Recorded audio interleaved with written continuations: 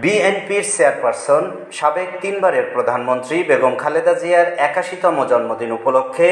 শ্যামনগর উপজেলা বিএনপির আলোচনা সভা ও অনুষ্ঠান অনুষ্ঠিত হয়েছে। তথ্যভিডিওচিত্রে শ্যামনগর থেকে আমাদের প্রতিনিধি এসকে সিরাজ।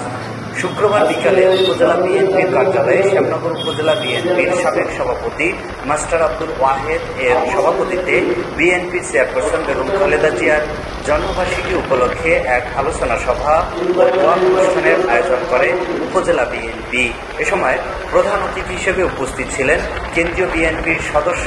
কাজী আলাউদ্দিন, সাবেক উপজেলা বিএনপির সাধারণ সম্পাদক DM আব্দুল সামাদ, সাবেক উপজেলা বিএনপির সহসভাপতি অধ্যাপক আবু সাইদ, সাবেক উপজেলা বিএনপির যুব বিষয়ক সম্পাদক মোহাম্মদ জহুরুল হক আপু,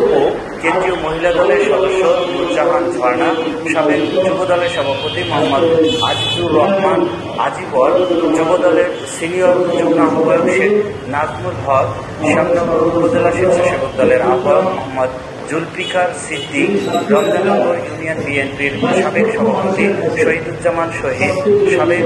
সদর ইউনিয়ন বিএনপির সাধারণ সম্পাদক খান আব্দুল সবুর, গোলামা দলের সভাপতি রবিউল ইসলাম, সাবেক কৃষক দলের সদস্য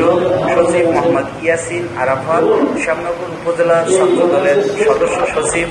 আবদুল্লাহ আল মামুন, সিনিয়র যুগ্ম আহ্বায়ক মোহাম্মদ গোলাম মুস্তফা, সরকারি কলেজ ছাত্র দলের সভাপতি মোহাম্মদ ইয়াসিন আরাফাত।